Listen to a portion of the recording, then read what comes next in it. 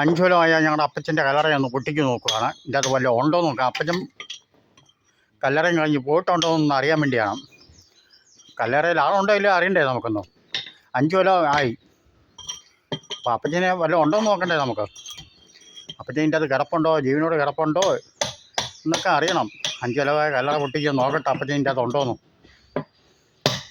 പൊട്ടിക്ക് വരുമ്പോൾ കാണിക്കാം, നമുക്ക് നോക്കാം. പൊട്ടിക്ക് നോക്കുവാണെങ്കിൽ ഞങ്ങൾ അപ്പച്ചനും അപ്പച്ചനൊക്കെ ഉണ്ടോ നോക്കട്ടെ. ഏതായാലും അപ്പച്ചനെ അമ്മച്ചി കിടക്കലുണ്ട്.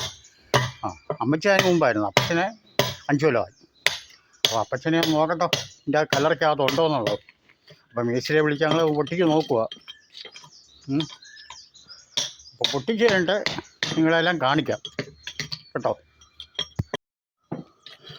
അങ്ങനെ ഞങ്ങൾ അപ്പച്ചൻ്റെയും അമ്മച്ചിയുടെയും കല്ലറയെ ഒന്ന് പൊട്ടിച്ച് നോക്കുകയാണ്. 5 കൊല്ലം ആയതാണ്. അമ്മച്ചി മരിച്ചിട്ട് 6 കൊല്ലമായി.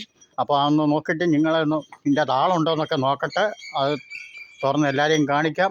ഈ വീഡിയോ ഒന്ന് കണ്ടു നോക്കൂ, ഷെയർ ചെയ്യൂ, ഇഷ്ടപ്പെട്ട സബ്സ്ക്രൈബ് ചെയ്യൂ, ലൈക്ക് അടിക്കൂ, കമൻ്റ് അടിക്കൂ. ഒന്ന് നോക്കട്ടെ ഇതിൻ്റെ താളം കിടപ്പുണ്ടോ, ജീവനോട് അന്നേ പറന്നു പോയെന്ന് നോക്കട്ടോ. അങ്ങനെ കല തുറന്നു നോക്കി, പെട്ടി മാത്രം കിടപ്പുണ്ടോ. ഇനി ആളെന്ത് ചെയ്യുന്നുള്ളത് അറിയത്തില്ല. അങ്ങനെ പെട്ടി മാത്രമേ ഉള്ളൂ. ആൾ പോയിരിക്കുകയാണ്. ഉണ്ടോ, 5 കൊല്ലം ആയതാ.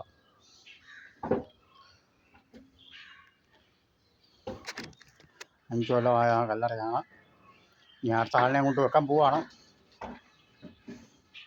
അച്ഛനമ്മ പോയി, ഇനി അടുത്ത മകനെ കൊണ്ട് വെക്കാൻ പോവാണ്.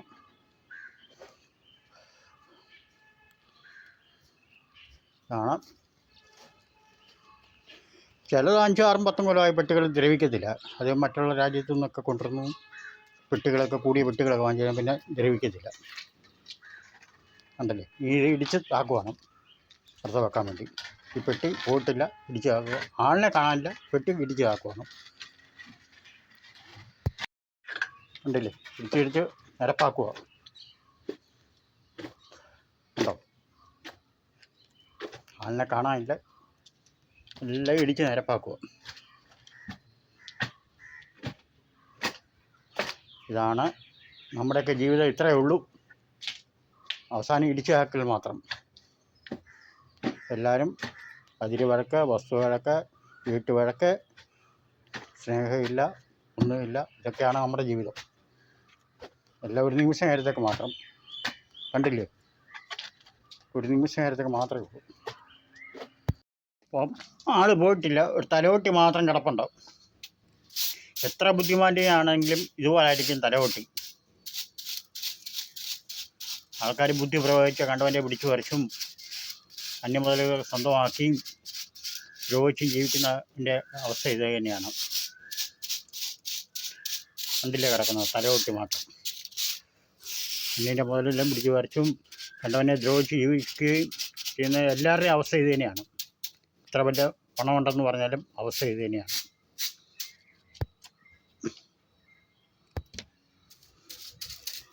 ഇതാണ് അവസ്ഥ.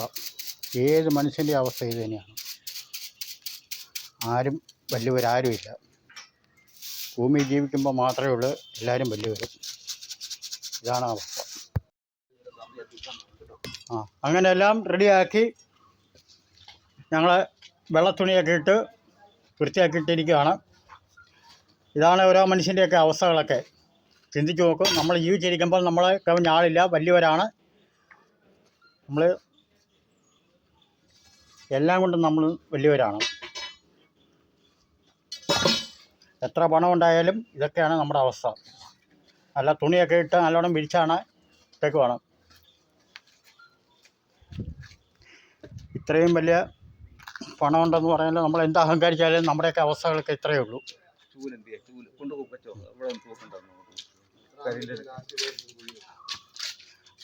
നമ്മളെത്ര ധനത്തെ ഓർത്ത് പ്രശംസിച്ചാലും സൗന്ദര്യം ഉണ്ടെന്ന് പറഞ്ഞാലും എന്തുകൊണ്ടെന്ന് പറഞ്ഞാലും നമ്മളെ മണ്ണിനോട് ചേരുവാണ്. നമ്മൾ മണ്ണിനോട് ചേരുവാണ്. എത്ര വലിയവരാണെന്ന് പറഞ്ഞാലും എത്ര പിടിച്ചു വരച്ചാലും അന്യൻ്റെ മുതൽ കൈവശമാക്കിയാലും ഇതൊക്കെയാണ് നമ്മുടെ അവസ്ഥകൾ. ജീവിക്കുന്നിടത്തോളം കാലം നല്ല രീതിയിൽ ജീവിക്കുക.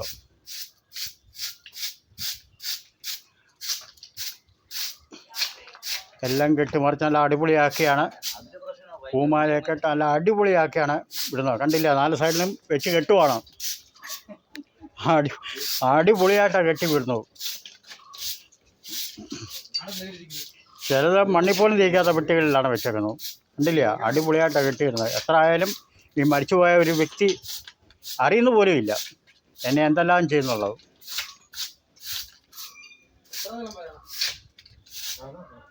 ഉണ്ടല്ലേ, ഇതാണ് നമ്മുടെ അവസ്ഥ. അതുകൊണ്ട് ജീവിക്കുന്നിടത്തെങ്കിലും നല്ലതായിട്ട് തന്നെ നമ്മൾ ജീവിക്കണം.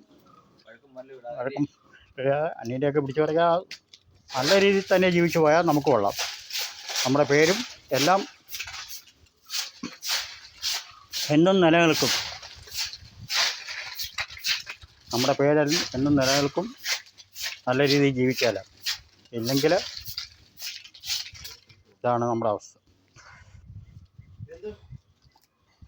ഇതാണ് പറയുന്നത്, മനുഷ്യന് ഈ മണ്ണാകുന്നു. ഇതാണ് നമ്മുടെ അവസ്ഥ. നാളെ നമ്മുടെ സ്ഥിതി ഇത് തന്നെയാണ്. കണ്ടില്ലേ, കേട്ടില്ലേ, നോക്കുക. ഇതോ സിമെൻ്റ് എവിടെ ഇരിപ്പില്ല, അത് 5 കിലോ എടുത്താൽ പോരെ. ആളിനെ കൊണ്ടുവന്ന് അടക്കി വൃത്തിയാക്കി വെച്ചിരിക്കുകയാണ്. എല്ലാം അടച്ച് ഇതുപോലെ വൃത്തിയാക്കി മേശിരി പോയിൻ്റ് ചെയ്ത് വെച്ചിരിക്കുകയാണ്. ഇതിൻ്റെ അകത്ത് ആൾ കിടപ്പുണ്ട്. ക്രിസ്ത്യൻസിൻ്റെ ഇതനുസരിച്ച് പറയുമ്പോൾ കർത്താവായ യേശു ക്രിസ്തുവിൻ്റെ വരവെങ്കിൽ ആദ്യം അഴിച്ചുപോയവർ ഉയർത്തെഴുന്നേൽക്കുകയും ജീവനുള്ളവരെ പിന്നീട് എടുക്കപ്പെടും എന്നാണ് പറയുന്നത്. അപ്പം നല്ല പ്രവൃത്തി ചെയ്തിട്ടുണ്ടെങ്കിൽ അതിൻ്റെ അനുസരിച്ച് ന്യായവിധികൾ കിട്ടും, തിന്മ ചെയ്തവർക്ക് അതിൻ്റെ അനുസരിച്ച് ന്യായവിധികൾ കിട്ടും എന്നാണ് പറയുന്നത്. അപ്പം ആദ്യം മരിച്ചുപോയവരെ എടുക്കപ്പെടും. കർത്താവ് ദൂതന്മാരുമായിട്ട് ഒന്നിച്ച് വരുമ്പോൾ എടുക്കപ്പെടും പറയുന്നത്. അപ്പം ഇത് കണ്ടല്ലോ, ഇതാണ് നമ്മുടെയൊക്കെ ജീവിതം. ഇത്രയേ ഉള്ളൂ. എത്ര വലിയ ആളാന്ന് പറഞ്ഞാലും നമ്മുടെ ജീവിതം ഇത്രയേ ഉള്ളൂ. ആത്മപ്രവർത്തികൾ ചെയ്ത് നമ്മൾ മുന്നോട്ട് ജീവിക്കുക. അങ്ങനെ അടക്കി എല്ലാം നല്ല അടിച്ച് വൃത്തിയാക്കി മണ്ടേ നല്ല പൂക്കളാണ് വെച്ചേക്കുന്നത്. അടിപൊളി പൂക്കളൊക്കെ വെച്ച് നല്ല വൃത്തിയാക്കി അടച്ചു വച്ചിരിക്കുകയാണ്. ഇനി ദൈവ ഇഷ്ടപ്രകാരം എന്താണെന്ന് വെച്ചാൽ നടക്കട്ടെ. ഇതാണ് മനുഷ്യൻ്റെ അവസ്ഥ. ഏത് മനുഷ്യനും ഞാൻ വലിയവനാണ്.